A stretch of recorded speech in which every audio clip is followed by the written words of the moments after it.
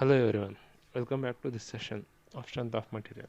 My name is Abdul Aziz, lecturer in Mechanical Engineering, Government Polytechnic, Devdurga. Now, in the last session, we discussed about the Hooke's law, the definition of Hooke's law, which is nothing but stress is directly proportional to strain. Now, assumption of the Hooke's law. We have seen the four assumptions of the Hooke's law, and we have seen the meaning of lateral strain, longitudinal strain, and what is the effect of longitudinal strain and lateral strain on the load applied on a cubical body, and the Poisson's ratio. That is the definition of Poisson's ratio, which is nothing but an lateral strain to the linear strain, and we have derived the Poisson's ratio formula, and we have seen the Poisson's ratio for different materials. Okay, the Poisson's ratio is constant. We have seen theoretical Poisson's ratio range, we have seen the practical Poisson's ratio range, and also we have covered the volumetric strain and the derivation of the volumetric strain, and we have seen the elastic constants. Okay, the elastic constant. Which are the elastic constants? The Young's modulus or the modulus of elasticity, bulk modulus, modulus of rigidity or the shear modulus. We have seen the relation between Young's modulus and the modulus of rigidity. Also we have seen the relation between Young's modulus and the bulk modulus, and finally we have seen the relation between Young's modulus, bulk modulus and the modulus of rigidity. Okay, we are going to cover the following topics in this session. First one is the generalized stress strain diagram and stress strain diagram for ductile material. How to select a ductile material or brittle material. What are the conditions to select the ductile material or the brittle material? Then proportionality limit of the stress strain diagram, which is nothing but a Hooke's law. Elastic limit, elastic and plastic range for this stress strain diagram, yield point, ultimate strength, fracture strength or rupture strength, working stress or the allowable stress. What are the importance of working stress and the allowable stress, ultimate stress, breaking stress, and factor of safety. What is the importance of this factor of safety? These are the following items we are going to study in this session. Now, today we will see stress strain diagram for a ductile material. First, we need to understand what is ductile material and what is brittle material. Generally, you ask to anybody, they say that the material which is having which ductility present in the material, that material they call it as a ductile material. Okay, actually that is true, because we know that ductility is a property of which before the failure of the material there is a large reduction in the cross section area of the material. Also it gives the high degree of plastic formation. ಏನಪ್ಪ ಅಂತಂದರೆ, ಈಗ ಡಕ್ಟಲಿಟಿ ಬಗ್ಗೆ ಮಾತಾಡೋದಾದರೆ, ಈಗ ನೀವು ಒಂದು ಮಟೀರಿಯಲ್ನ ಈಗ ಒಂದು stress strain diagram ductile material ಬಗ್ಗೆ ನೋಡ್ತಾ ಇದ್ದೀರಾ. ಜನರಲಿ ನೀವು ಯಾರಿಗಾರು ಡಕ್ಟೈಲ್ ಮಟೀರಿಯಲ್ ಬಗ್ಗೆ ಕೇಳಿದ್ರೆ ಅವ್ರು ಏನಾಗ್ತಾರೆ, ಯಾವ ಮಟೀರಿಯಲ್ನಲ್ಲಿ ಡಕ್ಟಲಿಟಿ ಜಾಸ್ತಿ ಇರುತ್ತೋ ಅಂಥ ಮಟೀರಿಯಲ್ ಡಕ್ಟೈಲ್ ಮಟೀರಿಯಲ್ ಅಂತ ಹೇಳ್ತಾರೆ. ಯೂಶಲಿ ಏನಾಗ್ತಾರೆ, ಡಕ್ಟೈಲ್ ಮಟೀರಿಯಲ್ ಏನಾಗುತ್ತೆ ಅಂದರೆ, ಅದು ಹೋಗ್ತಾ ಹೋಗ್ತಾ ನೀವು ಯಾವಾಗ ಲೋಡ್ ಅಪ್ಲೈ ಮಾಡ್ತೀರೋ ಹೋಗ್ತಾ ಹೋಗ್ತಾ ಏನಾಗುತ್ತೆ, ಅದರ ಕ್ರಾಸ್ ಸೆಕ್ಷನ್ ಏರಿಯಾ ರೆಡ್ಯೂಸ್ ಆಗುತ್ತಾ ಹೋಗುತ್ತೆ. ಅದೇ ಥರ ಪ್ಲಾಸ್ಟಿಕ್ ಡಿಫಾರ್ಮೇಷನ್ನು ಕೊಡುತ್ತೆ. ಆ ಮಟೀರಿಯಲ್ ಜನರಲ್ ಆಗಿ ಏನು ಮಾಡ್ತಾರೆ ಅಂತಂದರೆ ಡಕ್ಟೈಲ್ ಮಟೀರಿಯಲ್ ಅಂತ ಕರೀತಾರೆ. In the ductile material rod reduction in the cross section area under the action of tensile force. ಹೌದಾ? Such property we'll call it as ductility, and the material which is having such property, it is called as ductile material. Okay, up to here everything is correct, agreed. But how we can decide the particular material has to put in a ductile category or in the brittle category? Yes or no? See, ನಮಗೀಗ ಯಾವ್ದಾದ್ರು ಒಂದು material ಇದೆ, ಆ ಮಟೀರಿಯಲ್ನ ಡಕ್ಟೈಲಲ್ಲಿ ಹಾಕಬೇಕು ಅಥವಾ brittle material ಹಾಕಬೇಕು ಅಂದರೆ decide ಮಾಡಬೇಕು ಅಂದರೆ ವಿ ನೀಡ್ ಸಮಥಿಂಗ್. ನೋ, ಒಂದು ಯಾವ್ದಾದ್ರು ಪರ್ಟಿಕ್ಯುಲರ್ ಪಾಯಿಂಟ್ ಬೇಕು. ಬೇಸ್ಡ್ ಆನ್ ದಟ್ ಪಾಯಿಂಟ್ ನಾವು ಅದನ್ನೇನು ಮಾಡಬೇಕು, whether we have to put in a ductile category or in a brittle category, that we need to check. ಅದನ್ನ ಯಾವ ಥರ ಡಿಸೈಡ್ ಮಾಡ್ತೀರಾ? How will decide? We decide based on the percentage elongation. ಯಾವ ಥರಪ್ಪ ಅಂದರೆ, ಯಾವುದಾದ್ರೂ ಒಂದು ಮಟೀರಿಯಲ್ಗೆ first we need to check the percentage elongation of that particular material. ಏನು ಪರ್ಸೆಂಟೇಜ್ ಎಲಾಂಗೇಷನ್ ಅಂದರೆ? ಪರ್ಸೆಂಟೇಜ್ ಎಲಾಂಗೇಷನ್ ಅಂದರೆ ಯಾವಾಗ ನೀವು ಲೋಡ್ ಹಾಕ್ತಿರೋ, ಲೋಡ್ ಹಾಕಿದ ಮೇಲೆ ಅದು ಎಷ್ಟು ಪರ್ಸೆಂಟ್ ಎಲಾಂಗೇಟ್ ಆಗುತ್ತೆ. Okay, the percentage elongation means after applying the load what is the elongation in the material, ಎಷ್ಟು ಎಲಾಂಗೇಟ್ ಆಗುತ್ತೋ based on that we can decide the ductility. ಈಗ ಪರ್ಸೆಂಟೇಜ್ ಎಲಾಂಗೇಷನ್ನ ಕ್ಯಾಲ್ಕುಲೇಟ್ ಹೆಂಗೆ ಮಾಡ್ತೀರಾ? How we can calculate percentage elongation? To calculate percentage elongation, we have a formula. ಏನಪ್ಪ ಅಂತಂದರೆ final length minus initial length divided by initial length into 100. The percentage elongation will be final length minus initial length divided by initial length into 100. Based on this, we will get the percentage elongation. Okay, now you got percentage elongation. ನಿಮಗೆ ಈಗ ಏನಾಯ್ತು ಅಂದರೆ percentage elongation ಸಿಕ್ತು. ಈಗ ಎಷ್ಟು ಪರ್ಸೆಂಟ್ವರೆಗೂ ductile ಎಷ್ಟು ಪರ್ಸೆಂಟ್ವರೆಗೂ brittle ಅನ್ನೋದು ಗೊತ್ತಾಗಬೇಕಲ್ಲ, ಹೌದಲ್ಲ? ಸೊ ಪರ್ಸೆಂಟೇಜ್ ಎಲಾಂಗೇಷನ್ ಈಗ ಅದನ್ನ ಯಾವ ಥರ ಕ್ಯಾಟಗರೈಸ್ ಮಾಡಿದ್ದಾರೆ ಅಂತಂದರೆ, the material whose ductility percentage is less than 5%, such material we will call it as a brittle material. Okay, ಯಾವ ಮಟೀರಿಯಲ್ನ ಪರ್ಸೆಂಟೇಜ್ ಎಲಾಂಗೇಷನ್ 5%ಗಿಂತ ಕಡಿಮೆ ಇದೆನೋ such material we will call it as a brittle material. ಯಾವ ಮಟೀರಿಯಲ್ನ percentage elongation 5 to 15%, the material which is having percentage elongation between 5 to 15%, such material we will call it as intermediate ductile material. ಆ ಮಟೀರಿಯಲ್ನ ಏನು ಕರಿತೀವಿ, ಯಾವ ಮಟೀರಿಯಲ್ನ percentage elongation 5 to 15% ಇದೆನೋ such material we will call it as intermediate ductile material, and the material whose percentage elongation more than 15%, such material we will call it as a ductile material. ಯಾವ ಮಟೀರಿಯಲ್ನ percentage elongation more than 15% ಇದೆನೋ such material we will call it as a ductile material. Now we will see the stress strain diagram and the various points of stress and strain diagram. To draw the stress strain diagram, take a specimen as shown in the figure. The two ends of this specimen have a higher diameter than the middle portion up to certain length. Okay, the middle section where the diameter is less, that section we will call it as a gauge length. Okay, and this is the gauge length where our test is conducted. Okay, now this test is done on the universal testing machine. In this machine it has two jaws. Between these two jaws this specimen is fitted. ಏನಪ್ಪ ಅಂತಂದರೆ, ಒಂದು specimen ತೊಗೋಣ. ಈಗ stress strain diagram draw ಮಾಡೋಕ್ಕೆ ಬೇಕು ಅಂದರೆ ಆ stress strain diagram draw ಮಾಡೋಕ್ಕೆ ಯಾವ್ದಾದ್ರು ಒಂದು ಎಕ್ಸ್ಪೆರಿಮೆಂಟ್ ಕಂಡಕ್ಟ್ ಮಾಡ್ಬೇಕಲ್ಲ. To conduct that experiment will take a specimen. ಒಂದು ಸ್ಪೆಸಿಮೆನ್ ತೊಗೋಣ. ಯಾವ ಥರ ಇರುತ್ತೆ ಆ ಸ್ಪೆಸಿಮೆನ್ ಅಂದರೆ ಇದು ಫಿಗರಲ್ಲಿದೆ ನೋಡಿ. ಈ ಸ್ಪೆಸಿಮೆನ್ ಯಾವ ಥರ ಇರುತ್ತೆ ಅಂದರೆ, 2 ಪೋರ್ಷನ್, ಇದರ ಎಕ್ಸ್ಟ್ರೀಮ್ 2 ಪೋರ್ಷನ್ ಡಯಾಮೀಟರ್ ಜಾಸ್ತಿ ಇರುತ್ತೆ, ಮಿಡಲ್ ಪೋರ್ಷನ್ ಡಯಾಮೀಟರ್ ಕಡಿಮೆ ಇರುತ್ತೆ. ಓಕೆ, ಈ ಮಿಡಲ್ ಪೋರ್ಷನ್ ಡಯಾಮೀಟರ್ ಏನು ಕಡಿಮೆ ಇರುತ್ತಲ್ಲ, that length will call it as gauge length. ಈ ಗೇಜ್ ಲೆಂತ್ ಹತ್ರ ಏನಾಗುತ್ತೆ ಅಂದರೆ ನಮ್ಮದು ಮೇನ್ ಎಕ್ಸ್ಪೆರಿಮೆಂಟ್ ಕಂಡಕ್ಟ್ ಆಗೋದು ಇದು. ಯಾವ ಈ 2 ಪೋರ್ಷನಲ್ಲಿ ಡಯಾಮೀಟರ್ ಜಾಸ್ತಿ ಇದೆನೋ ಆ ಪೋರ್ಷನಲ್ಲಿ ಏನಾಗುತ್ತೆ ಅಂತಂದರೆ, ಈ 2 ಪೋರ್ಷನ್ ಏನು ಮಾಡ್ತೀವಿ ನಾವು ಯೂನಿವರ್ಸಲ್ ಟೆಸ್ಟಿಂಗ್ ಮಷೀನಲ್ಲಿ ಇರ್ತೀವಿ. ಏನು ಯೂನಿವರ್ಸಲ್ ಟೆಸ್ಟಿಂಗ್ ಮಷೀನ್ ಅಂದರೆ, ಈ ಸ್ಟ್ರೆಸ್ ಸ್ಟ್ರೇನ್ ಡಯಾಗ್ರಾಮ್ ಕಂಡಕ್ಟ್ ಮಾಡಲಿಕ್ಕೆ, ಎಕ್ಸ್ಪೆರಿಮೆಂಟ್ ಕಂಡಕ್ಟ್ ಮಾಡಲಿಕ್ಕೆ ನಾವು ಯಾವ ಮಷೀನಲ್ಲಿ ಇರ್ತೀವಲ್ಲ, ಲೋಡ್ ಅಪ್ಲೈ ಮಾಡಲಿಕ್ಕೆ ಯಾವ ಮಷೀನ್ ಇರ್ತೀವಲ್ಲ, that is A universal testing machine. ಇದರಲ್ಲಿ 2 ಜಾ ಇರ್ತವೆ, ಒಂದು ಅಪ್ಪರು ಒಂದು ಲೋವರ್ ಜಾ ಇರುತ್ತೆ. ಈ 2 ಜಾಗಳ ನಡುವೆ ಏನು ಮಾಡ್ತೀವಿ, ಈ ಸ್ಪೆಸಿಮನ್ನ ಇಟ್ಬಿಟ್ಟು ಲೋಡ್ ಅಪ್ಲೈ ಮಾಡ್ತೀವಿ. Okay, now after fitting the specimen in the UTM machine, the tensile force is applied on the specimen. As the load increases, the tensile stress induced in the specimen at the same time. Okay, as the load increases, the tensile stress specimen ನಲ್ಲಿ ಏನಾಗುತ್ತೆ ಅಂತಂದರೆ, when he specimen ಇಟ್ಟ ತಕ್ಷಣ load apply ಮಾಡಲಿಕ್ಕೆ start ಮಾಡ್ತೀವಿ. Okay, ಯಾವಾಗ load apply ಮಾಡಲಿಕ್ಕೆ start ಮಾಡ್ತಿರಲ್ಲ, ಲೋಡ್ ಅಪ್ಲೈ ಮಾಡಕ್ಕೆ ಸ್ಟಾರ್ಟ್ ಮಾಡಿದ ತಕ್ಷಣ ಏನಾಗುತ್ತೆ ಅಂದರೆ, ಈ ಮಟೀರಿಯಲ್ ಒಳಗಡೆ ಟೆನ್ಸೈಲ್ ಸ್ಟ್ರೆಸ್ ಇಂಡ್ಯೂಸ್ ಆಗಕ್ಕೆ ಸ್ಟಾರ್ಟ್ ಆಗುತ್ತೆ.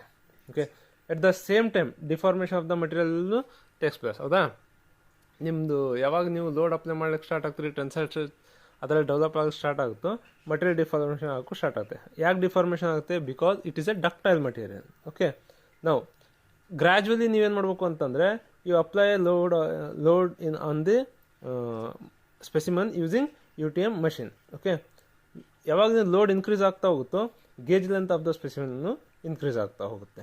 ಹೌದಾ? ಓಕೆ, ಎಷ್ಟು ಲೋಡ್ ಇನ್ಕ್ರೀಸ್ ಆಗುತ್ತೋ ಅಷ್ಟು ಗೇಜ್ ಲೆಂತ್ ಆಫ್ ದ ಸ್ಪೆಸಿಮನ್ನು ಇನ್ಕ್ರೀಸ್ ಆಗುತ್ತೆ. ಆ್ಯಂಡ್ ಯಾವಾಗ ಗೇಜ್ ಲೆಂತ್ ಇನ್ಕ್ರೀಸ್ ಆಗುತ್ತೋ, stress in the material also increases. Okay, ನಾವು ಏನಾಗುತ್ತೆ ಅಂತಂದರೆ, ನೀವು ಹೆಂಗೆ ಅದನ್ನ ಗ್ರ್ಯಾಜುವಲಿ ಇನ್ಕ್ರೀಸ್ ಮಾಡ್ತೀರೋ ಅದೇ ಥರ ಸ್ಟ್ರೆಸ್ನೂ ಇನ್ಕ್ರೀಸ್ ಆಗುತ್ತೆ, ಅದ್ರ ಲೆಂತ್ನೂ ಇನ್ಕ್ರೀಸ್ ಆಗುತ್ತೆ. Okay, now as you say in the stress strain diagram, actually in the stress strain diagram it is having a 4 zones, namely elastic zone, plastic zone, straight hardening zone and failure zone. Okay, 4 zone divide ಮಾಡಿದ್ದಾರೆ ಈ stress strain ಡಯಾಗ್ರಾಮ್ನಲ್ಲಿ. ಯಾವಿದಾವೆ ಅಂದರೆ, first one is a elastic zone, second one is A plastic zone, third one is A straight hardening zone and fourth one is A failure zone. Now what is this elastic zone? Elastic zone is a zone in which if the load is released, the member go back to its original length, original position. ಏನಪ್ಪ ಅಂತಂದರೆ elastic ಅಂತಂದರೆ ಏನಪ್ಪ ಅಂತಂದರೆ elastic zone ಅಂತಂದರೆ ಈಗ ಯಾವ್ದಾದ್ರು ಒಂದು ಮಟೀರಿಯಲ್ನ load apply ಮಾಡ್ತೀವಿ. ಲೋಡ್ ಅಪ್ಲೈ ಮಾಡಿದಾಗ ಏನಾಗುತ್ತೆ ಅಂದರೆ ಅದರ ಲೆಂತ್ ಇನ್ಕ್ರೀಸ್ ಆಗುತ್ತೆ. ಯಾವಾಗ ನೀವು ಅದನ್ನ ಲೋಡ್ ಬಿಡ್ತಿರೋ, ಬಿಟ್ಟ ತಕ್ಷಣ ಏನಾಗುತ್ತೆ ಅಂದರೆ it will regain its original position. ಅದು ಮತ್ತೆ ತಂದು ಯಾವ ಒರಿಜಿನಲ್ ಪೊಸಿಷನ್ ಇದೆಯೋ ಆ ಪೊಸಿಷನ್ಗೆ ಬರುತ್ತೆ. ಫಾರ್ ಬೆಸ್ಟ್ ಎಕ್ಸಾಂಪಲ್ ಹೇಳ್ಬೇಕು ಅಂತಂದರೆ ಒಂದು ರಬ್ಬರ್ನ ತೊಗೊಳ್ಳಿ ನೀವು. ಓಕೆ, ಈಸಿಯಾಗಿ ತಿಳ್ಕೊಬೋದು. ಒಂದು ರಬ್ಬರ್ ನೀವು ಎಳೆದ್ಮೇಲೆ ಯಾವಾಗ ನೀವು ಎರಡು ಕೈ ಹಿಡಿದು ಎಳಿತೀರ, so it mean that you are applying load from the both the side. ಯಾವಾಗ ನೀವು ಆ ಲೋಡ್ನ ಬಿಡ್ತಿರೋ, ಆ ಎರಡು ಕೈನ ಬಿಡ್ತಿರೋ, ಅದೇನಾಗುತ್ತೆ ಅಂದರೆ ತನ್ನ ಒರಿಜಿನಲ್ ಪೊಸಿಷನ್ಗೆ ಬರುತ್ತೆ.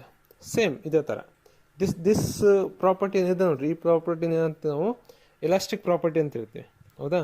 ಯಾವಾಗ ನೀವು ಲೋಡ್ ಬಿಡ್ತಿರೋ it comes to its original position, such property will call elastic property ಅಂತ ಹೇಳ್ತೀವಿ. ಸೊ ಎಲಾಸ್ಟಿಕ್ ಝೋನಲ್ಲಿ ಏನಾಗುತ್ತೆ ಅಂದರೆ the specimen it regains its original position. Okay, such it is a elastic zone. Okay, now second one is a plastic zone. Okay, now what is a plastic zone? Plastic zone is nothing but if the specimen stretched beyond the elastic limit. ಯಾವಾಗ ನೀವು elastic ಲಿಮಿಟ್ಗಿಂತ ಸ್ವಲ್ಪ ದೂರ ಆಗ್ತಿರೋ, such position what happens, it goes from elastic zone to plastic zone. In the plastic zone yielding starts. Okay, in the plastic zone yielding starts. Okay, this means that the mid length is become fluid or plasticity. ಏನಾಗುತ್ತೆ ಅಂದರೆ and it enter to the plastic zone.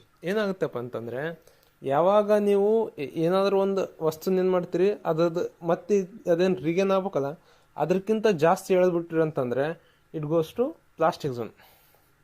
ಯಾವಾಗ ಅದು plastic ಝೋನ್ಗೆ ಹೋಗುತ್ತಲ್ಲ, ಈಡಿಂಗ್ start ಆಗುತ್ತೆ. ಈಡಿಂಗ್ start ಆಗುತ್ತೆ ಅಂದ್ರೆ ಏನರ್ಥ ಅಂತಂದರೆ ನೀವು ಲೋಡ್ ರಿಲೀಸ್ ಮಾಡಿದ ಮೇಲೆ it will not gain its original position. ಯಾವ ಥರಪ್ಪ ಅಂದರೆ ಸೇಮ್ ಅದೇ ರಬ್ಬರ್ ಅಂತ ತಗೊಳ್ಳಿ, ಆ ರಬ್ಬರಿಗೆ ಒಂದು ಪರ್ಟಿಕ್ಯುಲರ್ ಪಾಯಿಂಟ್ ತನಕ ನೀವು ಲೋಡ್ ಎಳೆದು ಬಿಟ್ರಿ ಅಂತಂದರೆ it will regain its original position. But ಅದಕ್ಕಿಂತ ಜಾಸ್ತಿ ಲೋಡ್ ಅಪ್ಲೈ ಮಾಡಿ ಜಾಸ್ತಿ ಎಳೆದ್ರಿ ಅಂತಂದರೆ ಬುಟ್ಟಾಗ ಏನಾಗುತ್ತೆ ಹೇಳ್ರಿ, ಅದು ಒರಿಜಿನಲ್ ಪೊಸಿಷನ್ಗೆ ಬರಲ್ಲ, ಅದು ಸ್ವಲ್ಪ ಉದ್ದಾಗಿರುತ್ತೆ. ಸೊ ಅದರ ಈಲ್ಡಿಂಗ್ ಪಾಯಿಂಟ್ ಸ್ಟಾರ್ಟ್ ಆಗಿಬಿಡುತ್ತೆ, ಅಂದರೆ it will not gain its original position. So this zone we will call it as a plastic zone. After this state hardening zone. State hardening ಝೋನಲ್ಲಿ ಏನಾಗುತ್ತೆ ಅಂತಂದರೆ, ಈಗ ಪ್ಲಾಸ್ಟಿಕ್ ಝೋನಲ್ಲಿ ನೀವು ಇಷ್ಟೊಂದು ಹೇಳಿದ್ರೆ, ಪ್ಲಾಸ್ಟಿಕ್ ಝೋನಲ್ಲಿ ಏನಾಗುತ್ತೆ ಅಂತಂದರೆ ಮಟೀರಿಯಲ್ನ ಎಳೆದು ನೀವು ಬಿಟ್ರಂದರೆ it will not regain its original position. But in the plastic zone if you apply a small load there is a maximum elongation. For a small load maximum elongation ಆಗುತ್ತೆ. But in the state hardening zone what happens, you need to apply more load, elongation will be not that much. At some particular point it will reach the maximum or ultimate stress. In the straight hardening zone it reaches to the ultimate stress. Ultimate stress ಅಂದ್ರೆ ಏನಪ್ಪ ಅಂದರೆ maximum, ಅದಕ್ಕಿಂತ ಜಾಸ್ತಿ stress ಅದರಲ್ಲಿ produce ಆಗೋದೇ ಇಲ್ಲ ಸ್ಪೆಸಿಮನಲ್ಲಿ. ಯಾವ ಥರಪ್ಪ ಅಂತಂದರೆ ನೀವು ಆ ರಬ್ಬರ್ನ ಎಳಿತೀರ, ಯಾವಾಗ ಅದು ಪ್ಲಾಸ್ಟಿಕ್ ಝೋನಲ್ಲಿ ಎಂಟರ್ ಆಗ್ತದ, ಸ್ವಲ್ಪ ಎಳೆದ ತಕ್ಷಣ ಇನ್ನೊಂದು ಸ್ವಲ್ಪ ಮುಂದೆ ಹೋಗುತ್ತೆ. ಬಟ್ ಅಲ್ಟಿಮೇಟ್ಲಿ ಒಂದು ಪಾಯಿಂಟಿಗೆ ಏನಾಗ್ಬಿಡುತ್ತೆ ಅಂದರೆ ಮುಗಿದೋಯ್ತು, ಅದು ಮುಂದೆ ಹೋಗಲ್ಲ, ಅಲ್ಲಿಗೆ ಲಾಸ್ಟ್ ಏನು ಆ ಪಾಯಿಂಟಿಗೆ ಬರುತ್ತಲ್ಲ, ಆ ಪಾಯಿಂಟಿಗೆ ಬಂದಾಗ it has reached is ultimate point, ಅಂದರೆ ಟಾಪ್ ಮೋಸ್ಟ್ ಪಾಯಿಂಟ್. ಆ ಟಾಪ್ ಮೋಸ್ಟ್ ಪಾಯಿಂಟಲ್ಲಿ ಏನಿರುತ್ತೆ ಅಂದರೆ ಅದ್ರ ಮ್ಯಾಕ್ಸಿಮಮ್ ಸ್ಟ್ರೆಸ್ ಇರುತ್ತೆ. ಅದಾದಮೇಲೆ ಅದರಲ್ಲಿ ಅದಕ್ಕಿಂತ ಜಾಸ್ತಿ ಸ್ಟ್ರೆಸ್ ಪ್ರೊಡ್ಯೂಸ್ ಆಗಲ್ಲ, ಅಲ್ಟಿಮೇಟ್ ಸ್ಟ್ರೆಸ್ ಪ್ರೊಡ್ಯೂಸ್ ಆಗಿಬಿಡುತ್ತೆ. ಒನ್ಸ್ ಆ ಅಲ್ಟಿಮೇಟ್ ಸ್ಟ್ರೆಸ್ ಮುಗೀತು ಅಂದರೆ it will come to failure zone. Failure zone ಏನಪ್ಪ ಅಂತಂದರೆ ಅಲ್ಲಿ ನಿಮ್ಮ ಬ್ರೇಕೇಜ್ ಸ್ಟಾರ್ಟ್ ಆಗುತ್ತೆ. ಏನಂದರೆ ಕೊನೆಗೆ ಅದಕ್ಕಿಂತ ಜಾಸ್ತಿ ನೀವು ಲೋಡ್ ಹಾಕಿಬಿಟ್ರಿ ಅಂದರೆ ಆ ಮಟೀರಿಯಲ್ ಆಯ್ತಪ್ಪ ಸಾಕು, ಇನ್ನು ನನ್ನ ಕೈಲಿ ಆಗಲ್ಲ ಅಂತ ಹೇಳ್ಬಿಟ್ಟು ಕಂಪ್ಲೀಟಾಗಿ ಬ್ರೇಕೇಜ್ ಆಗುತ್ತೆ ಹೊರತು ಬೇರೆ ಏನಾಗಲ್ಲ. ಸೊ ಮ್ಯಾಕ್ಸಿಮಮ್ ಸ್ಟ್ರೆಸ್ ನಮಗೆ ಸ್ಟ್ರೆಸ್ ಡಯಾಗ್ರಾಮಲ್ಲಿ ಎಲ್ಲಿ ಇಂಡ್ಯೂಸ್ ಆಗುತ್ತೆ ಅಂದರೆ ಅಲ್ಟಿಮೇಟ್ ಸ್ಟ್ರೆಸ್ಸಲ್ಲಿ ಇಂಡ್ಯೂಸ್ ಆಗುತ್ತೆ. ಯಾವಾಗ ಅದು ಪ್ಲಾಸ್ಟಿಕ್ ಝೋನಿಂದ ಸ್ಟ್ರೇಟ್ ಹಾರ್ಡ್ನಿಂಗ್ ಝೋನ್ ಬರುತ್ತೋ, ಸ್ಟ್ರೇಟ್ ಹಾರ್ಡ್ನಿಂಗ್ ಝೋನಲ್ಲಿ ನೀವು ಮತ್ತೆ ಲೋಡ್ ಅಪ್ಲೈ ಮಾಡ್ಕೋತಾ ಹೋದ್ರಿ, ಇನ್ನೂ ಲೋಡ್ ಅಪ್ಲೈ ಮಾಡ್ಕೋತಾ ಹೋದ್ರಿ, it will reach to maximum stress. ಎಲ್ಲಿ ಬರುತ್ತೆ? Ultimate stress. So in any stress and strain diagram the maximum stress will be ultimate stress. ಆ ಸ್ಟ್ರೆಸ್ ಸ್ಟ್ರೇನ್ ಡಯಾಗ್ರಾಮ್ನ ultimate stress will be maximum stress. Breakage stress, yielding stress ಇದಕ್ಕಿಂತ ಕಡಿಮೆ ಇರುತ್ತೆ. ಒಂದು point. Second point ಏನಪ್ಪ ಅಂದರೆ up to elastic limit Hooke's law apply ಆಗುತ್ತೆ. Because it will regain its original position. Hooke's law ಏನು ಹೇಳುತ್ತೆ? Stress is directly proportional to strain. When you release the load it will regain its original position. Okay, ನಾವು ಇದನ್ನೇನು ಮಾಡ್ತಾರೆ ಅಂತಂದರೆ based on this ಎಲಾಂಗೇಷನ್ನು calculate ಮಾಡ್ತಾರೆ, percentage reduction in the ಏರಿಯಾನು calculate ಮಾಡ್ತಾರೆ. ಓಕೆ, ಎಲಾಂಗೇಷನ್ ಜಸ್ಟ್ ನಾನು ಹೇಳಿದೆ. ಎಲಾಂಗೇಷನ್ ಯಾವ ಥರ ಕ್ಯಾಲ್ಕುಲೇಟ್ ಮಾಡಬೇಕು? Final length minus initial length divide by initial length into 100. ಅದೇ ಥರ ಫೈನಲ್ ಏರಿಯಾನು ಕ್ಯಾಲ್ಕುಲೇಟ್ ಮಾಡ್ತಾರೆ. Final area equals to initial area minus final area divided by initial area into 100. ಯಾಕೆ ತಗೋತಾರೆ? ಇಲ್ಲಿ ಉಲ್ಟಾ ತಗೋತಾರೆ. ಅಲ್ಲಿ ಏನಾಗುತ್ತೆ ನೋಡ್ರಿ, ಎಲಾಂಗೇಷನ್ ಕ್ಯಾಲ್ಕುಲೇಟ್ ಮಾಡ್ಬೇಕಾದ್ರೆ while calculating elongation first we are taking final length minus initial length divided by initial length. ಹೌದಾ? But in case of area what we are taking initial area minus final area divided by initial area. Why? Because the final area is smaller than the initial area. The diameter is smaller. Ultimately, if the diameter is smaller, then area will be smaller. So if you take final area first, then it will be in the negative form. Negative sign ಬರುತ್ತೆ. So ಅದಕ್ಕೆ ಏನು ಮಾಡ್ತಾರೆ, area ತಗೊಳ್ಬೇಕಾದ್ರೆ initial area minus final area divided by initial area, and in the elongation final length minus initial length divide by final length minus initial length divide by final length ತೊಗೊಂಡು into 100 ಮಾಡಿದಾಗ ಅವಾಗ percentage elongation ಬರುತ್ತೆ, percentage reduction ಇಂದ ಏರಿಯಾನು ಬರುತ್ತೆ. ಇವೆರಡು formula, percentage reduction ಇಂದ area calculate ಮಾಡೋಕ್ಕೆ, percentage ಇಂದ ಎಲಾಂಗೇಷನ್ ಕ್ಯಾಲ್ಕುಲೇಟ್ ಮಾಡೋಕ್ಕೆ. Now you see this, the stress strain diagram for ductile material. ಹೌದಾ? ಈ ಸ್ಟ್ರೆಸ್ ಸ್ಟ್ರೈನ್ ಡಯಾಗ್ರಾಮ್ ನೋಡಿ. See, from this stress strain diagram you can see the point O. See, this is the point 0 or O. ಇಲ್ಲಿಂದ stress strain diagram start ಆಗುತ್ತೆ. Okay, in this stress diagram for ductile material there are mainly 9 points you need to remember. Okay, 9 ranges you can say. Okay, what are those? The first one is proportionality limit. Okay, which is nothing but a Hooke's law will apply at this point. Second one, elastic limit. Third one, elastic and plastic range. Fourth one will be yield point. Fifth one will be ultimate strength. Sixth one will be fracture strength or rupture strength. Seventh one will be working stress, allowable stress. Eighth one will be ultimate stress, and lastly ninth one will be breaking stress. Now we will see in detail what are this. Okay, ಏನಂತ ನೋಡೋಣ. ಈ 9 points ಏನಿದಾವೆ ಅಂತ ನೋಡೋಣ. First one, proportionality limit. Proportionality limit, see, from the origin O to point A is called proportionality limit. Okay, ಈ stress strain diagram ಅಲ್ಲಿ from point O to point A is called proportionality limit, and the stress strain curve is straight line during this proportionality limit. Okay, and it obeys Hooke's law. What is Hooke's law? Within the proportionality limit the stress is directly proportional to strain. ನೋಡಿ, ಒಂದು straight line ಇದೆ.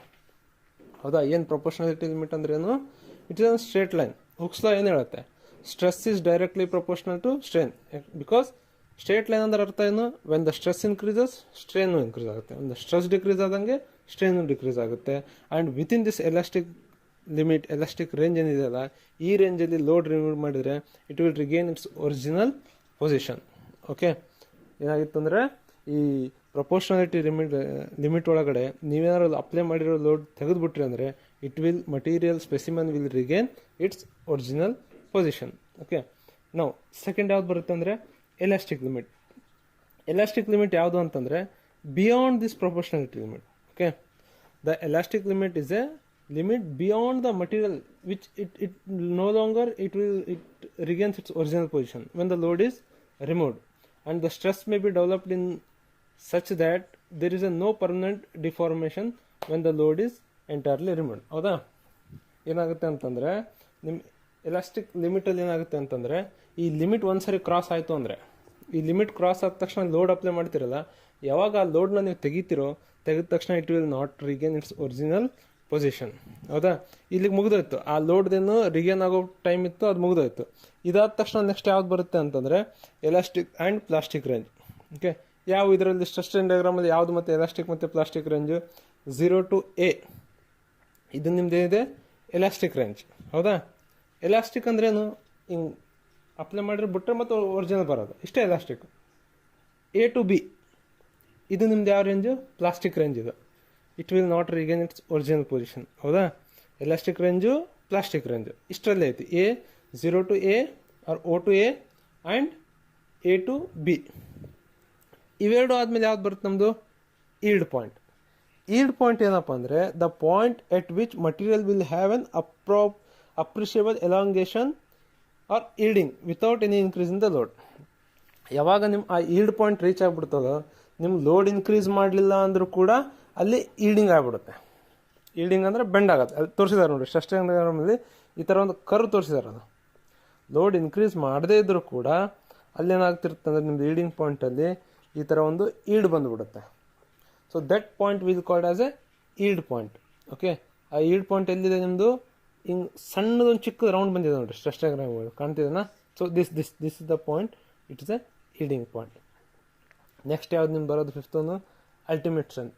Ultimate strength ಅಂದರೆ ಏನಪ್ಪ ಅಂದರೆ the maximum ordinate in the stress strain diagram is a ultimate strength of the tensile strength. ಏನಪ್ಪ ultimate strength? Already ಹೇಳಿದ್ದೆ ನಿಮಗೆ. ಒಂದು ಯಾವ್ದಾದ್ರು ಮಟೀರಿಯಲ್ನ ನೀವು ಎಳೆದ್ರಿ ಲೋಡ್ ಅಪ್ಲೈ ಮಾಡಿದ್ರೆ ಯಾವಾಗ ನೀವು ಲೋಡ್ ಅಪ್ಲೈ ಮಾಡ್ತಿರ್ತೀರಾ, ಸ್ಟ್ರೆಸ್ ಬರ್ತಾ ಇರುತ್ತೆ, ಸ್ಟ್ರೆಸ್ ಡೆವಲಪ್ ಆಗ್ತಾ ಇರುತ್ತೆ, ಹೌದಾ? ಟೆನ್ಸೈಲ್ ಲೋಡ್ ಅಪ್ಲೈ ಮಾಡ್ತೀರಾ, ಟೆನ್ಸೈಲ್ ಲೋಡ್ ಬರ್ತಾನೆ ಇದೆ, ಟೆನ್ಸೈಲ್ ಸ್ಟ್ರೆಸ್ ಬರ್ತಾನೆ ಇದೆ, ಹೌದಾ? That stress will reach to the maximum point. Maximum stress ಯಾವಾಗ ಇಂಡ್ಯೂಸ್ ಆಗುತ್ತದೋ ದಟ್ ಸ್ಟ್ರೆಸ್, ಮ್ಯಾಕ್ಸಿಮಮ್ ಸ್ಟ್ರೆಸ್ಸಿಗೆ ನಾವೇನಂತೀವಿ? Ultimate strength or ultimate strength ಅಂತ ಕರಿತೀವಿ. ಅದಾದಮೇಲೆ ಅಲ್ಟಿಮೇಟ್ ಸ್ಟ್ರೆಂತ್ ಮುಗಿತು. ಅದಾದಮೇಲೆ ಯಾವ್ದು ಬರುತ್ತೆ ಅಂದರೆ ಫ್ರ್ಯಾಕ್ಚರ್ ಸ್ಟ್ರೆಸ್. ಏನಪ್ಪ ಫ್ರ್ಯಾಕ್ಚರ್ ರ್ಯಾಪ್ಚರ್ ಸ್ಟ್ರೆಸ್ ಅಂದರೆ ಅದಕ್ಕಿಂತ ಜಾಸ್ತಿ ಲೋಡ್ ನೀವು ಅಪ್ಲೈ ಮಾಡಿದಾಗ. Okay, fracture strength is nothing but ಯಾವಾಗ ಆ ಮಟೀರಿಯಲ್ಗೆ ಅದಕ್ಕಿಂತ ಜಾಸ್ತಿ ಲೋಡ್ ಮಾಡಿದಾಗ ಮಟೀರಿಯಲ್ ಫ್ರ್ಯಾಕ್ಚರ್ ಆಗಿ ಸ್ಟಾರ್ಟ್ ಆಗುತ್ತೆ. ಇಮಿಡಿಯೇಟ್ ಬ್ರೇಕ್ ಆಗಲ್ಲ ಡಕ್ಟೈಲ್ ಮಟೀರಿಯಲ್. ಅವಾಗ ಏನಾಗುತ್ತೆ ಅಂದರೆ ಮಟೀರಿಯಲ್ ಫ್ರ್ಯಾಕ್ಚರ್ ಆಗಲು ಸ್ಟಾರ್ಟ್ ಆಗುತ್ತೆ. ಆ ಫ್ರ್ಯಾಕ್ಚರ್ ಆಗೋಕ್ಕೆ ಏನು ಸ್ಟ್ರೆಸ್ ಇರುತ್ತೆ ನೋಡಿ, ಆ ಫ್ರ್ಯಾಕ್ಚರ್ ಆಗ್ಬೇಕಾದ್ರೆ ಏನು ಸ್ಟ್ರೆಸ್ ಬರ್ತದ, that stress will call it as a fracture stress. Okay, ನಾವು working stress, allowable stress. Okay, ಏನಪ್ಪ ವರ್ಕಿಂಗ್ ಸ್ಟ್ರೆಸ್, ಅಲೋಯಬಲ್ ಸ್ಟ್ರೆಸ್ ಅಪ್ಪ ಅಂದರೆ ನಾನು ಸಿಂಪಲಾಗಿ ಹೇಳ್ತೇನೆ ನೋಡಿ. ಈಗ ಯಾವುದಾದ್ರೂ ಮಟೀರಿಯಲ್ನ ಎಷ್ಟು ಸ್ಟ್ರೆಸ್ ಒಳಗಡೆ ನೀವು ಆ ಮಟೀರಿಯಲಲ್ಲಿ ಕೆಲಸ ಮಾಡಬೇಕು, ಅದನ್ನ ವರ್ಕಿಂಗ್ ಸ್ಟ್ರೆಸ್ ಅಂತೀವಿ. ಈಗ ಯಾವ ಥರ ಅಂತಂದರೆ, ಈಗ ಮಟೀರಿಯಲ್ ಮೇಲೆ ನೀವು ಲೋಡ್ ಅಪ್ಲೈ ಮಾಡಬೇಕು, ಹೌದಾ? ಆ ಲೋಡು ಎಲ್ಲಿವರೆಗೆ ಅಪ್ಲೈ ಮಾಡ್ಬೋದು ನೀವು? ಅದು ಬ್ರೇಕೇಜ್ ಆಗೋವರೆಗೂ ಅಪ್ಲೈ ಮಾಡ್ಬೇಕು, ಹೌದಾ? ಅದ್ರ ಮೇಲೆ ನೀವು ಲೋಡ್ ಅಪ್ಲೈ ಮಾಡಿದ್ರೆ ವೇಸ್ಟೇ. ಸೊ ವರ್ಕಿಂಗ್ ಸ್ಟ್ರೆಸ್ ಏನಪ್ಪ ಅಂತಂದರೆ ಯಾವಾಗ ನೀವು ಆ ಲೋಡ್ ಏನು ಮ್ಯಾಕ್ಸಿಮಮ್ ಹೋಗ್ತದೆ ಅಂದರೆ it is nothing but an ultimate stress. Ultimate ಸ್ಟ್ರೆಸ್ವರೆಗೂ ಲೋಡ್ ಏನು ಬರ್ತದೆ ಅದಕ್ಕಿಂತ ಕೆಳಗಡೆ ಅಲ್ಲಿವರೆಗೆ ನೀವು ವರ್ಕ್ ಮಾಡ್ಬೋದು, ಹೌದಾ? ಆ ವರ್ಕ್ ಮಾಡೋದಕ್ಕೆ ಏನಂತಾರೆ, ಅಲ್ಲಿವರೆಗೆ ನೀವೇನು ವರ್ಕ್ ಮಾಡ್ತಿರಲ್ಲ that stress will called as A working stress. Working stress ಏನಪ್ಪ ಅಂತಂದರೆ ಆ ಮಟೀರಿಯಲ್ಗೆ ಎಷ್ಟು ಮ್ಯಾಕ್ಸಿಮಮ್ ಪರ್ಮಿಸಬಲ್ ಸ್ಟ್ರೆಸ್ ಇದೆ ಅದಕ್ಕಿಂತ ಸ್ವಲ್ಪ ಕಡಿಮೆ ಏನು ಸ್ಟ್ರೆಸ್ ಬರುತ್ತಲ್ಲ that stress we call it as A working stress, ಹೌದಾ? ಎರಡನೇದು ಬರುತ್ತೆ ಯಾವುದು? Allowable stress. ಅಲೋಯಬಲ್ ಸ್ಟ್ರೆಸ್ ಏನಪ್ಪ ಅಂತಂದರೆ ನೀವು ಒಂದು ಮಟೀರಿಯಲ್ ಮೇಲೆ ವರ್ಕ್ ಮಾಡಲಿಕ್ಕೆ ನೀವು ಒಂದು ಡಿಸೈನ್ ಮಾಡಬೇಕಾದ್ರೆ ಒಂದು ಸ್ಟ್ರೆಸ್ ಕೊಡಬೇಕು. ಇಷ್ಟು ಸ್ಟ್ರೆಸ್ ಒಳಗಡೆ ವರ್ಕ್ ಮಾಡಿ, ಸ್ಟ್ರೆಸ್ ನಿಂತ್ಬಿಟ್ಟೆ ಲೋಡು. ಈಗ ಒಂದು ಲೋಡ್ ಕೊಡ್ಬೇಕು, ಇಷ್ಟು ಇದಕ್ಕೆ ಮ್ಯಾಕ್ಸಿಮಮ್ ಲೋಡ್ ಇಷ್ಟೇ ಅಪ್ಲೈ ಮಾಡಿ, ಇದಕ್ಕಿಂತ ಜಾಸ್ತಿ ಲೋಡು ಈ ಪರ್ಟಿಕ್ಯುಲರ್ ಮಟೀರಿಯಲ್ ಮೇಲೆ ಅಪ್ಲೈ ಮಾಡಬೇಡಿ ಅಂತೇಳ್ಬಿಟ್ಟು ನೀವು ಡಿಸೈನ್ ಮಾಡಬೇಕಾದ್ರೆ ಒಂದು ಸ್ಟ್ರೆಸ್ ಕೊಡ್ತೀರಾ. ಆ ಸ್ಟ್ರೆಸ್ ಏನು ಕೊಡ್ತೀರಲ್ಲ that is called allowable stress. ಅಂದರೆ ನೀವು ಅಲೋ ಮಾಡ್ತಿದ್ದೀರಾ, ಇಷ್ಟು ಸ್ಟ್ರೆಸ್ಸಲ್ಲಿ ನೀವು ವರ್ಕ್ ಮಾಡೋಕ್ಕೆ ಅಲೋ ಮಾಡ್ತೀರಾ. ಆ ಸ್ಟ್ರೆಸ್ಸನ್ನು ಏನಂತ ಕರಿತೀವಿ? ಅಲೋಯಬಲ್ ಸ್ಟ್ರೆಸ್ ಅಂತ ಕರಿತೀವಿ. ಓಕೆನಾ? ಏನಪ್ಪ ಅಂತಂದರೆ ಏನು ವರ್ಕಿಂಗ್ ಸ್ಟ್ರೆಸ್ ಅಂದರೆ ಏನಂದರೆ the actual stress of the material under given loading. It is the stress level at which material can work safely. ಯಾವ ಸ್ಟ್ರೆಸ್ ಲೆವೆಲ್ ಏನಿರುತ್ತೆ ಅದರಲ್ಲಿ ನೀವೇನಂದರೆ ವರ್ಕಿಂಗ್ ಸ್ಟ್ರೆಸ್ ಅಂದರೆ ಸೇಫ್ಲಿ ವರ್ಕ್ ಮಾಡ್ಬೋದು. The maximum safe stress that can material can carry is term allowable stress. ಈಗ allowable stress ಇನ್ನೊಂದು point ಹೇಳ್ತೀನಿ. Allowable should be limited to proportionality limited. Okay, it should not cross proportionality limit.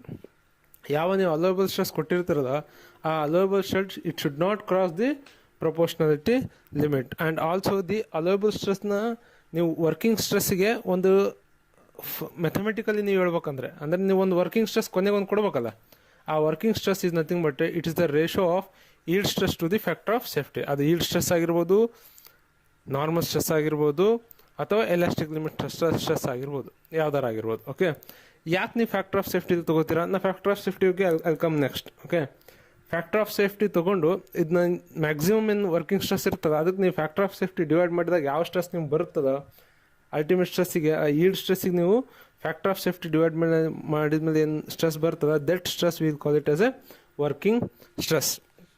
Okay, working stress and allowable stress is very important, ಹೌದಾ?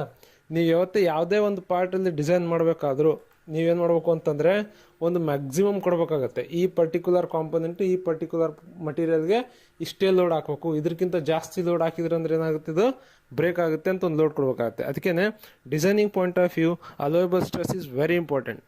Okay, working stress and allowable stress is very very important. Okay, ನಾವು next come for ultimate stress. Ultimate stress is defined as it is a ratio of ultimate load to the original area. Okay, ultimate stress ಏನಂದ್ರೆ maximum in stress ಬರ್ತದೆ, maximum stress to the original area I'm talking about. ಆ ಸ್ಪೆಸಿಮನ್ನ original area, specimen area ಎರಡು ಇರ್ತವೆ. ನೀವು ಯಾವಾಗ specimen ಮೇಲೆ load ಆಗ್ತಿರಲ್ಲ, load apply ಮಾಡಿದ ತಕ್ಷಣ ಏನಾಗುತ್ತೆ ಅಂದರೆ, ಲೋಡ್ ಕಂಟಿನ್ಯೂ ಅಪ್ಲೈ ಮಾಡಿದ ತಕ್ಷಣ ಏರಿಯಾ ಏನಾಗುತ್ತೆ, ರೆಡ್ಯೂಸ್ ಆಗ್ತಾ ಹೋಗುತ್ತೆ. Due to elongation area is getting reduced. ಆ ರೆಡ್ಯೂಸ್ಡ್ ಏರಿಯಾ ತಗೋಬಾರ್ದು. Ultimate stress is nothing but an maximum stress to the original area. First specimen ಇರಬೇಕಾದ್ರೆ, ಒರಿಜಿನಲ್ ಸ್ಪೆಸಿಮನ್ ಇರಬೇಕಾದ್ರೆ ಏನಾದ್ರೂ ಏರಿಯಾ ಬರ್ತದ, that area. Okay, maximum stress in ಆ ಮಟೀರಿಯಲ್ನ maximum stress to the original area, ಅದೇನಾಗುತ್ತೆ ನಿಮ್ಮದು ultimate stress ಆಗುತ್ತೆ. Okay, ನಾವು breaking stress. Breaking stress is a ratio of breaking late to the original cross section area. ನೋಡ್ರಿ, breaking ಸ್ಟ್ರೆಸ್ಗೂ ಅದೇ ಬರುತ್ತೆ. ಇಲ್ಲಿನ ಒರಿಜಿನಲ್ ಕ್ರಾಸ್ ಸೆಕ್ಷನ್ ಏರಿಯಾ ತಗೋಬೇಕು. ಬ್ರೇಕಿಂಗ್ ಲೋಡ್ ಅಂದರೆ ಬ್ರೇಕ್ ಆಗಬೇಕಾದ್ರೆ ಮಟೀರಿಯಲ್ ನೀವು ಯಾವಾಗ ಒಂದು ಅಲ್ಟಿಮೇಟ್ ಸ್ಟ್ರೆಸ್ ಅಂದ್ರೆ ಮ್ಯಾಕ್ಸಿಮಮ್ ಸ್ಟ್ರೆಸ್ ಆಯಿತು, ಹೌದಾ. ಮ್ಯಾಕ್ಸಿಮಮ್ ಸ್ಟ್ರೆಸ್ ಆದಮೇಲೆ ಮತ್ತೇನಾಗುತ್ತೆ, ಸ್ಟ್ರೆಸ್ ರೆಡ್ಯೂಸ್ ಆಗ್ತಾ ಬರುತ್ತೆ. ಮ್ಯಾಕ್ಸಿಮಮ್ ಅಲ್ಟಿಮೇಟ್ ಮುಗಿದ್ಮೇಲೆ ರೆಡ್ಯೂಸ್ ಆಗ್ತಾ ಬರುತ್ತೆ. ಬ್ರೇಕೇಜ್ ಪಾಯಿಂಟ್ ಇರಬೇಕಾದ್ರೆ ಎಷ್ಟು ಸ್ಟ್ರೆಸ್ ಇರುತ್ತಲ್ಲ, ಎಷ್ಟು ಲೋಡ್ ಇರುತ್ತಲ್ಲ, ಆ load breaking load to the original cross section area, ಸ್ಪೆಸಿಮನ್ನ original area, not breaked area. Original area ಏನಿರ್ತದ ಆ ಸ್ಪೆಸಿಮನ್ನ ಒರಿಜಿನಲ್ ಏರಿಯಾ, ಬ್ರೇಕೇಜ್ ಸ್ಟ್ರೆಸ್, ಇವೆರಡರ ರೇಷೋ ಏನಿರುತ್ತೆ ನಿಮ್ಮದು ಬ್ರೇಕಿಂಗ್ ಸ್ಟ್ರೆಸ್ ಇರುತ್ತೆ. ಸೊ ಇಷ್ಟು ಪಾಯಿಂಟ್ಸ್ ಏನಿದಾವೆ ನಿಮ್ಮದು ಈ ಸ್ಟ್ರೆಸ್ ಸ್ಟ್ರೈನ್ ಡಯಾಗ್ರಾಮಲ್ಲಿ ಬರೋ ಮೇನ್ ಪಾಯಿಂಟ್ಸ್. ಯಾವ್ದಾದ್ರು ಒಂದು ductile material, if you take any ductile material, these are the main points. Okay, main highlights of the stress strain diagram. Okay, now it come for factor of safety. What is factor of safety? Factor of safety is a ratio of ultimate stress to the allowable stress. Now, what is this? Factor of safety ಅಂದ್ರೇನು? Factor of safety ಅಂದ್ರೇನು? Why factor of safety is very important?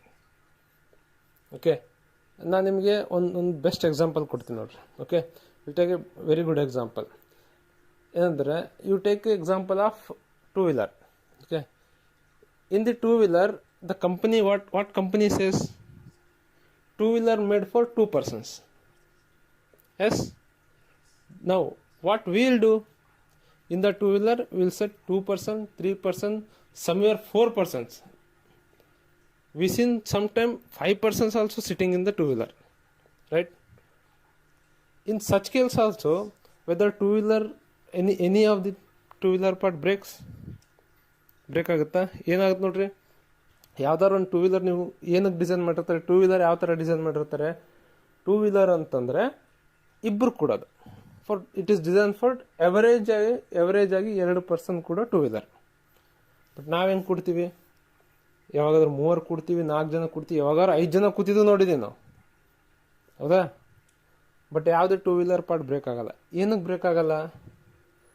Because they have consider the factor of safety. ಒಂದು ಯಾವುದೋ factor of ಸೇಫ್ಟಿನ consider ಮಾಡಿ. ಏನು factor of safety ಅಂದರೆ, ಯಾವುದಾದ್ರೂ ಒಂದು material break ಆಗ್ಬೇಕಾದ್ರೆ ಮ್ಯಾಕ್ಸಿಮಮ್ ಸ್ಟ್ರೆಸ್ ಇರುತ್ತದೆ. ಆ ಮ್ಯಾಕ್ಸಿಮಮ್ ಸ್ಟ್ರೆಸ್ಸಿಗೆ ಅಲೋಯಬಲ್ ಸ್ಟ್ರೆಸ್ ಏನಿರುತ್ತೆ ನೋಡ್ರಿ, ಆ ಅಲೋಯಬಲ್ ಸ್ಟ್ರೆಸ್ ಜೊತೆಗೆ ಡಿವೈಡ್ ಮಾಡಿದಾಗ ಏನು ಬರುತ್ತಲ್ಲ value, that value will call it as factor of safety, ಹೌದಾ. ಅಂದರೆ ಈಗ ಯಾವ್ದಾದ್ರು ಒಂದು ಅಲ್ಟಿಮೇಟ್ ಸ್ಟ್ರೆಂತ್ ಎಷ್ಟಿತ್ತು, 100 ಇತ್ತು, ಹೌದಾ.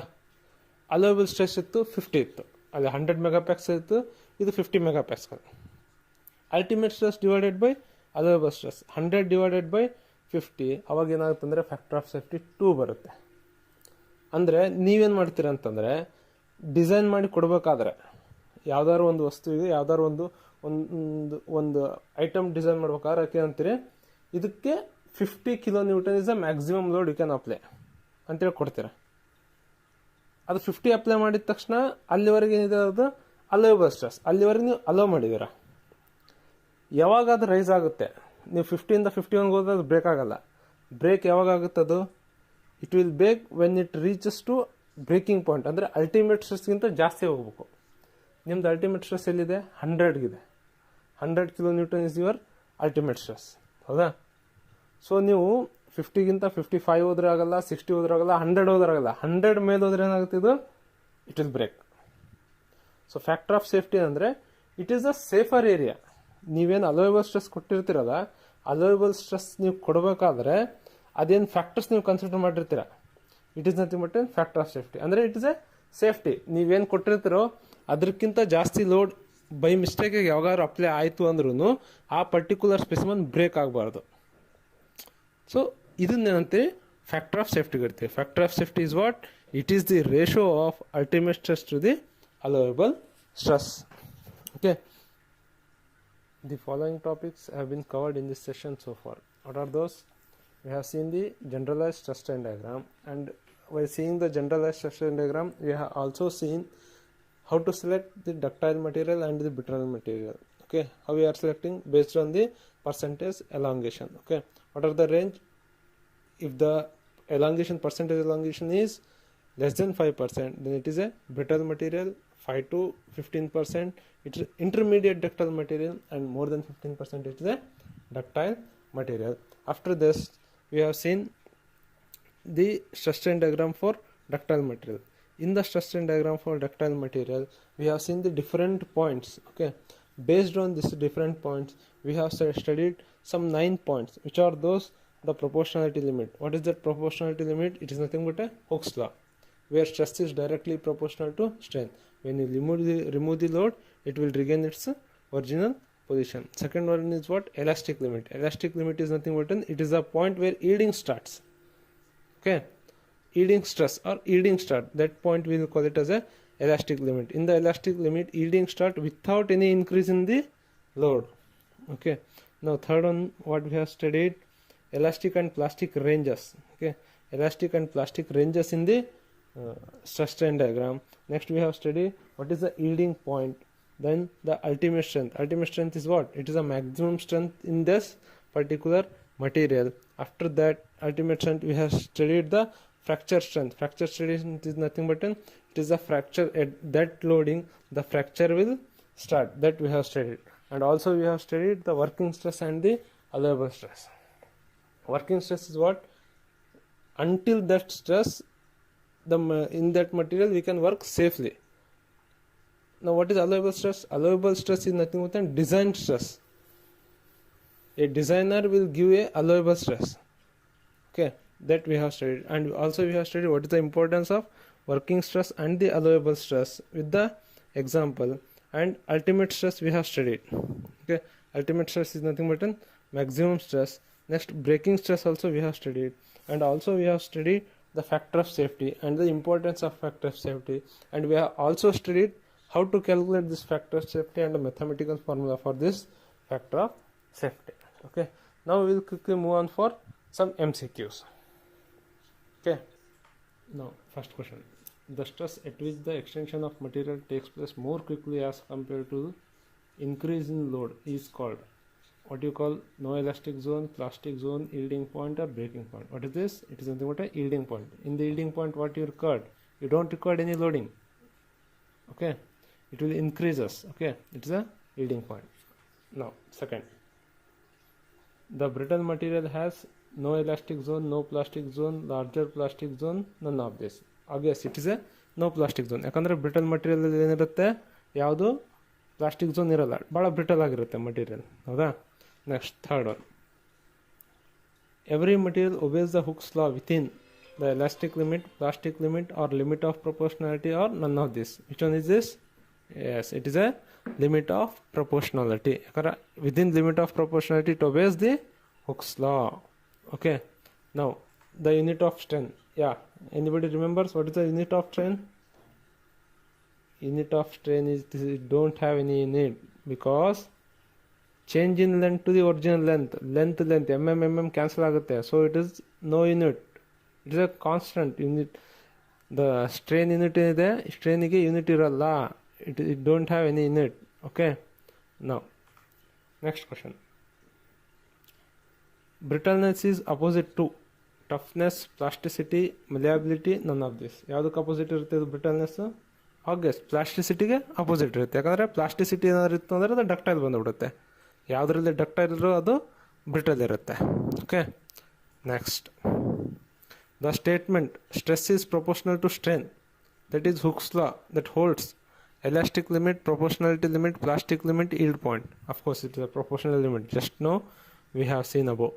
Okay, now next, the limit beyond which the material does not behave elastically is known as, ಯಾವ ಲಿಮಿಟ್ ಅಂತಾರೆ ಅದಕ್ಕೆ, ಎಲಾಸ್ಟಿಕಲಿ ಬಿಹೇವ್ ಮಾಡದೇ ಇರೋ limit. Professional limit, elastic limit, plastic limit, yielding limit. Of course it is a plastic limit, because professionality limit ಆದಮೇಲೆ next limit ಬರೋದೇ ನಮ್ಮದು plastic limit. We just know learn. When the mild steel is subjected to an tensile load, the fracture will confirm star shape, granular shape, cup and cone shape, and fibrous shape. It's a granular shape. I forgot to tell you, it is a granular shape. Okay, these are some multiple choice questions. Okay, now we'll see further in the next section. In the next section, actually we'll start some problems. The worked examples we'll start it. Before starting the worked example, first we will look unit conversations. Okay, how to convert the unit conversation. After unit conversation we will start the working examples. Okay, thank you.